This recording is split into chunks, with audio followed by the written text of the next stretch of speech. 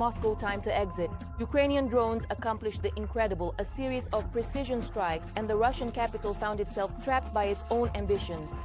The devastation on enemy territory has never been this loud and unprecedented. The videos spread instantly. The blackout goes beyond the scenes. Russians found themselves at the epicenter of the disaster. Ukraine's retaliation has reached a new level. The Kremlin does not hide the failure of Russian air defense. Putin is panicking, but he can't do anything about it. The steel hands of our defense forces are squeezing Moscow. There's more to come, don't miss it. You have to see this. Ukrainian drones are striking the Russian energy system more and more often. On the night of November 5th, Ukrainian UAVs attacked energy infrastructure in the Vladimir and Oryol regions.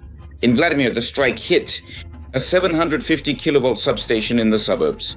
Local residents claim that the city was attacked by missiles, not UAVs.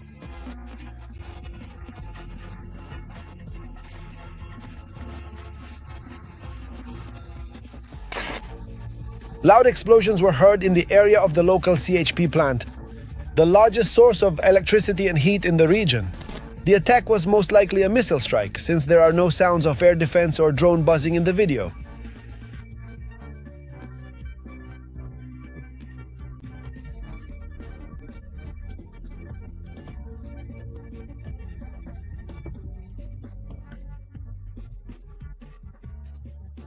This is already the second attack on the Oryol CHP plant in the past week.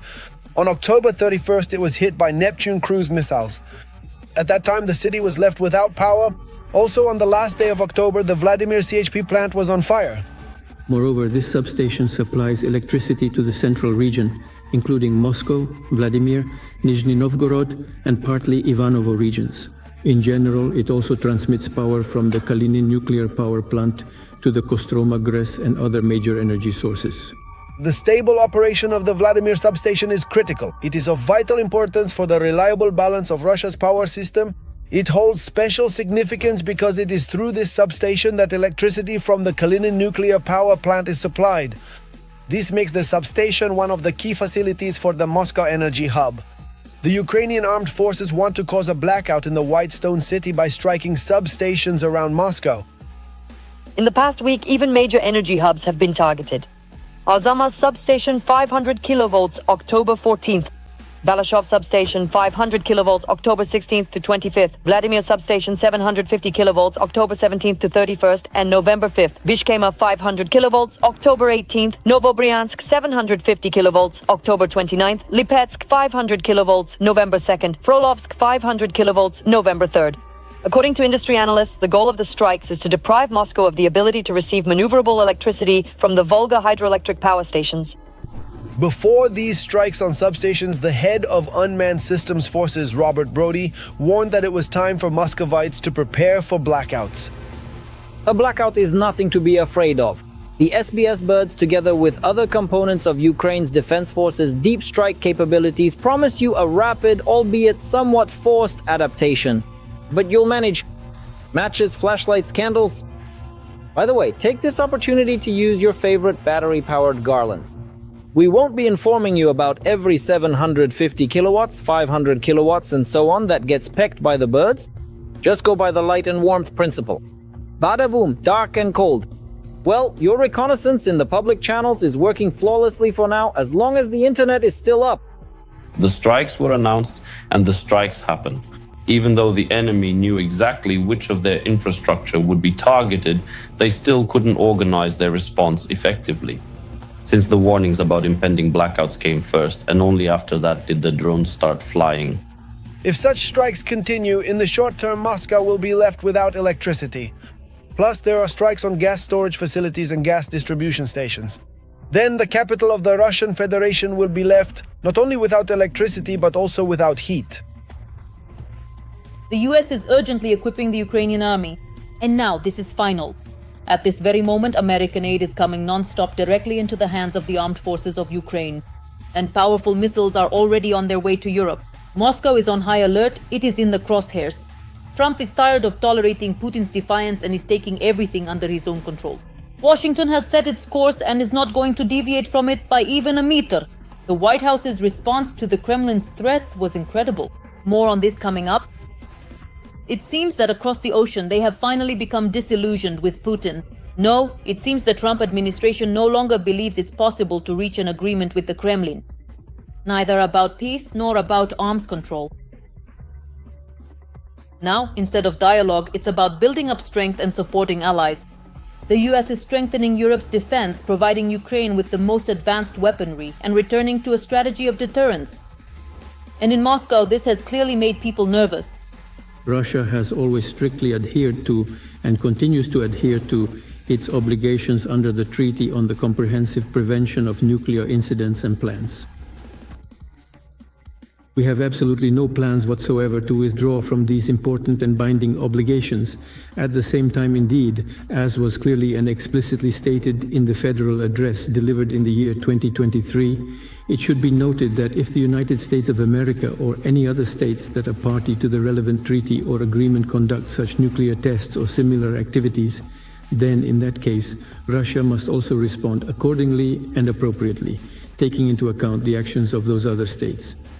This is a matter of principle and national security, and our position remains unchanged. By taking appropriate and adequate measures. Putin instructed his loyal servants to sniff out exactly what threats the American plans pose. I am instructing you to do everything necessary and appropriate to thoroughly gather additional information on this issue and to carefully carry out this important task. Conduct an analysis within the Security Council and submit appropriate proposals regarding the possible start of preparations for nuclear weapons testing. In particular, at the latest meeting of the Security Council of the Russian Federation, Bunker was informed about the US intention to deploy Dark Eagle missile systems in Europe and the Asia-Pacific region. The US plans to adopt by the end of this year. The new Dark Eagle medium-range missile system features hypersonic missiles with a range of 5,500 kilometers. And in the future, the deployment of this system is planned in Europe and the Asia-Pacific region. The flight time of such a missile from the territory of Germany, where this missile system is planned to be deployed, to targets in the central part of Russia will be about 6 to 7 minutes. Belozertsev also informed Putin that the United States is working on the development of a new intercontinental ballistic missile, the Sentinel, with a range of 13,000 kilometers, a strategic nuclear submarine of the Columbia class, and the heavy bomber B-21 Raider. Donald Trump, in turn, confirmed his intention to resume nuclear testing. The process will begin immediately, he stated in a video address published on the Truth Social platform. According to him, other countries are already testing new combat systems. America must do the same to maintain the balance of power. This is probably the kind of dance between the Russian and American partners. After all, Russia and Putin are cautiously taking on the role of the lead in this dance. I don't think Russia will officially announce the resumption of nuclear testing before the Americans do. And in this case, Trump is doing it, among other things, as a response to all these aggressive statements from Putin and the Russian leadership about new military systems that could supposedly wipe the entire east coast of the US off the face of the earth and fly there and so on. Like the Burevestnik flying for years over the earth, releasing some kind of radioactive fumes, and so this is sort of his response. If, within the context of a general escalation of the global situation after the deterioration of relations between Russia and the US and the start of the war in Ukraine, such tests could be resumed. By the way, many military personnel, both in Russia and in America, as well as in China, France, and England, will breathe a sigh of relief and will gladly do this because, from their point of view, this increases deterrence power. At the same time, Washington is strengthening its capabilities in space. The US Space Force is preparing to deploy 2 weapon systems designed to suppress Russian and Chinese reconnaissance satellites. As Bloomberg reports, the Mediolens and remote sensing terminal systems will complement the existing counter-communication system, which was adopted in 2020. The new systems will be dispersed around the world and sometimes operated remotely. They are intended to counter what US military officials are increasingly describing in stark terms as the growing Chinese space threat to American forces. According to estimates by the US Space Force, there are currently thousands of satellites in orbit and hundreds of them are used for surveillance and intelligence gathering. They give the adversary the ability to detect aircraft carriers, formations, and logistics. The Pentagon emphasizes that these technologies are purely defensive in nature. However, experts are convinced that this is about establishing a new level of strategic deterrence. And while Washington and Moscow are measuring their nuclear strength, Europe is preparing for defense. The EU and NATO are creating a system of military logistics corridors, routes along which, in the event of a threat, equipment, weapons, and troops can be transferred to the eastern flank within just a few hours. The key hubs are Poland, Germany, Romania, and the Baltic countries. The European Commission has already presented the Readiness 2030 plan, a strategy aimed at uniting the continent's infrastructure into a single network. Railways, ports, and airports will operate according to common NATO standards. And Germany will become the main transit center for Europe's defense. Right now, what our defense factories are producing is directly changing the course of the war. A new line of drones is entering the battlefield. Chinese Mavics, which used to be on top, have now fallen into the abyss. Our jokers have finally emerged from the shadows and are turning the tide of battle. There is no strength left to stay silent. The trial by fire has been passed. Now the enemy only whispers about these combat birds. An unstoppable deadly force has burst in and set everything ablaze. The masks are off. Everything about the secret capabilities of Ukrainian drones is coming up next in the story.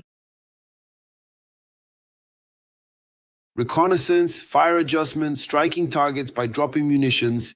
Is the Chinese drone Mavic perhaps the main weapon of the Ukrainian armed forces in the war against the occupiers? And now Ukrainian industry has begun supplying domestically produced UAVs of the Mavic type. Every voice matters. Join our community, support independent journalism and help us bring you the truth from Ukraine. Become a member of Ukraine Today. Join us now.